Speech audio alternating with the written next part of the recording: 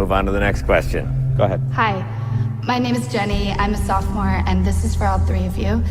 Can you say in one sentence or less what... you know what I mean. Can you say why America is the greatest country in the world? Diversity and opportunity. Lewis? Freedom and freedom. So let's keep it that way. Will? The New York Jets. No, I'm going to hold you to an answer on that. What makes America the greatest country in the world? Well, Lewis and Sharon said it. Diversity and opportunity and freedom and freedom. I'm not letting you go back without answering the question. Well, our Constitution is a masterpiece. James Madison was a genius. The Declaration of Independence is, for me, the single greatest piece of American writing. You don't look satisfied. One's a set of laws and the other's a declaration of war. I want a human moment from you.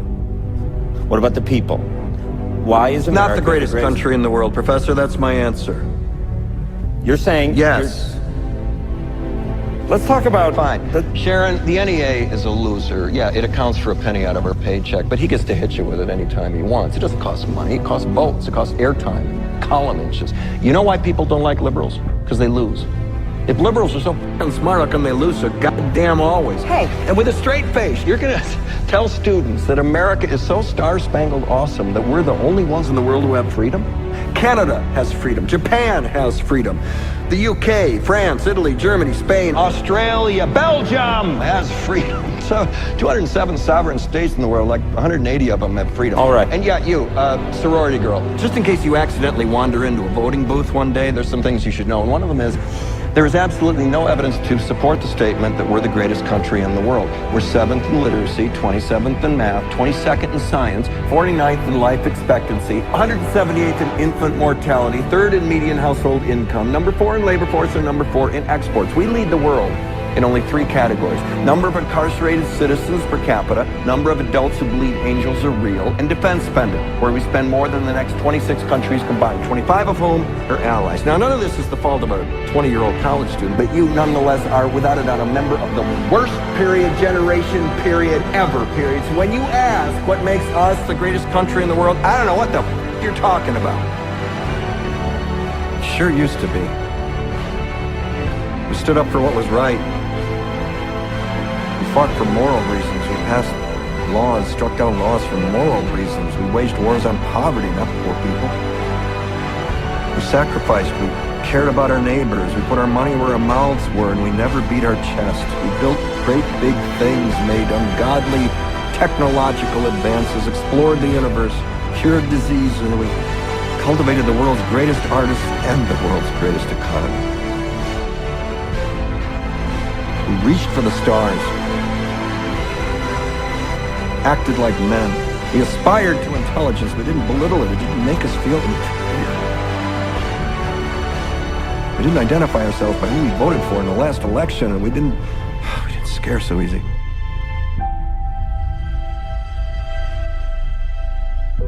We were able to be all these things and do all these things because we were informed by great men, men who were revered. First step in solving any problem is recognizing there is one. America is not the greatest country in the world anymore.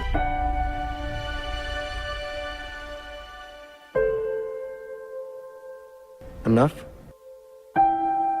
Governor Romney, that raises the question, if you were President of the United States, would you need to go to Congress to get authorization to take military action against Iran's nuclear facilities?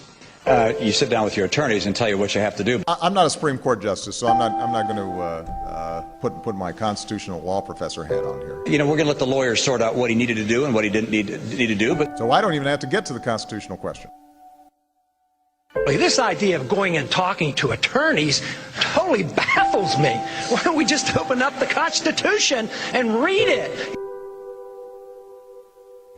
That is why the Athenian lawmaker Solon decreed it a crime for any citizen to shrink from controversy, confident that with your help, man will be what he was born to be, free and independent. Freedom! Ideas spread. They can't stop them. An idea whose time has come cannot be stopped by any army or any government. This is about freedom. It is about cleaning house from the corrupt politicians pandering to special interests. Now is the time. We know what needs to be done. It ain't about us. We're doing this for our country. We will stand and be heard. We will be silent no more. So get up off your ass, get those boots on the ground, and let's do this thing!